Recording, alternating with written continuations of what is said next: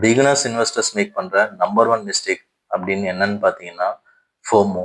ஃபோமோனா ஒன்றும் இல்லை, fear of missing out.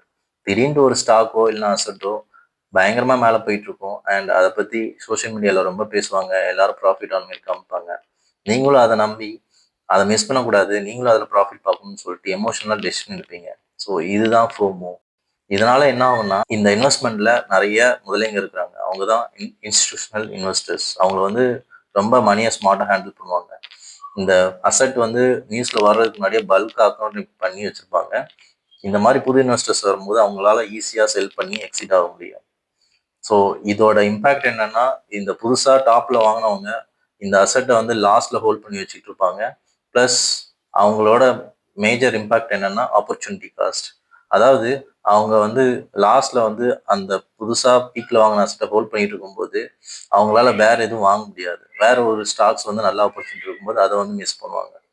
So இந்த மாதிரி மிஸ்டேக்ஸ் வந்து நீங்க பண்ணிருக்கீங்க. என்னோட மிஸ்டேக்கை நான் அடுத்த வீடியோல ஷேர் பண்றேன்.